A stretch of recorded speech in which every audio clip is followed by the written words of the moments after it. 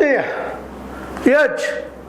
H16 news ಅರ್ಥಾತ್ ಸಿದ್ದರಾಮಯ್ಯಗೆ ಸ್ವಾಗತ. ನಾನು ನಿಮ್ಮವ MI ಅಥವಾ ಮಲ್ಲಪ್ಪ ಜೋತವರ. ಆದ್ಮೇಲೆ ಕರ್ನಾಟಕದಲ್ಲಿ ಕಾಂಗ್ರೆಸ್ ಸಿದ್ದರಾಮಯ್ಯ ಮತ್ತು DK ಅವರ ಕೈಯಲ್ಲಿ ಸೇಫ್ ಅದ ಅಂತ ಯಾರು ತಿಳ್ಕೊಂಡಿದ್ರೆ ಅದು ದೊಡ್ಡ ತಪ್ಪು ಅಂತೇಳಿ.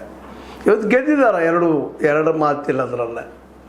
ಸಿದ್ದರಾಮಯ್ಯರು ಮತ್ತು DK ಅವರು ಓಡಾಡಿದ್ರು, ಒದ್ದಾಡಿದರು, ಪ್ರಯತ್ನ ಮಾಡಿದರು. ಬಾಗಲಕೋಟೆಯಲ್ಲಂತೂ ವಸ್ತಿ ಹೋಗಿದ್ರು, ಅದೇ ಕಾಲಕ್ಕೆ ದಕ್ಷಿಣ ದಾವಣಗೆರೆಯಲ್ಲಿ ವಸ್ತಿ ಹೋಗಿದ್ರು, ಏನೇನೋ ಮಾಡಿದರು, ತಾವು ಬಯಸ್ದಂಗೆ ಮಾಡಿಕೊಂಡ್ರು. ಅಧಿಕಾರ ಇತ್ತು ಅಂತೇಳಿ. ಸಪೋಸ್ ಅಧಿಕಾರ ಇಲ್ಲದೆ ಹೋಗಿದ್ದರೆ ವಿರೋಧ ಪಕ್ಷವಾಗಿ ಇದು ಗೆಲ್ಲಕ್ಕೆ ಸಾಧ್ಯತಾ ಅನ್ನೋದು ನಮ್ಗೆ ನಿಂತು ವಿಚಾರ ಮಾಡುವಂಥ ಸಂದರ್ಭ ಇವತ್ತು ಬಂದದ. ಯಾಕಂದರೆ ಇನ್ನೇನು 2028 ದೂರ ಇಲ್ಲ. ಎದ್ದ ತಕ್ಷಣ ಕದನ, ನಾ ಸೇಮು ಜನ ರೋಸ್ ಹೋಗಿದ್ದಾರೆ. ದಕ್ಷಿಣ ದಾವಣಗೆರೆಯಲ್ಲಿ ಗೆದ್ದಿರಬಹುದು ಕಾಂಗ್ರೆಸ್, ಭಾಳ ಕಡಿಮೆ ಅಂತರ ಅದು.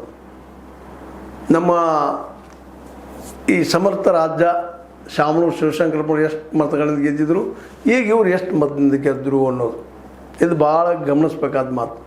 ಅದೇ ಕಾಲಕ್ಕೆ ಮೇಟಿ ಅವ್ರದ್ದು ಹೌದು ಹೆಚ್ಚು ಬಂದದ್ದು, ಉಮೇಶ್ ಮೇಟಿ ಅವ್ರಿಗೆ ಒಪ್ಪು ನಾವು ಮಾತ್ರ.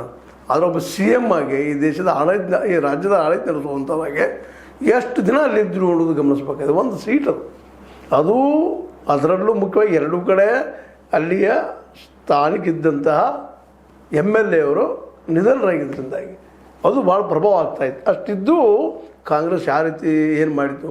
ಮತ್ತು ಇವತ್ತು ಕಾಂಗ್ರೆಸ್ ಇರಲಿ, BJP ಇರಲಿ, JDS ಇರಲಿ, ಅವ್ರು ಎದೆ ಮುಡ್ಕೊಂಡು ಹೇಳಿ ನಾವೇನು 10 ಪೈಸೆ ಕೊಡಲಾರ್ದು, ದುಡ್ಡು ಕೊಡಲಾರ್ದು ಆಯ್ಕೆ ಆಗಿದ್ದೀವಿ ಅಂತೇಳಿ, ಆಯ್ಕೆ ಮಾಡ್ಕೊಂಡು ಬಂದಿದ್ದೀವಿ ಅಂತೇಳಿ ಸಾಧ್ಯನೇ ಇಲ್ಲ. ಇವತ್ತೆಲ್ಲ ರಾಜಕೀಯ ಪಕ್ಷಗಳು ದುಡ್ಡು ಕೊಟ್ಟು ತೊಗೊಂಡು ಬರುವಂಥದ್ದು.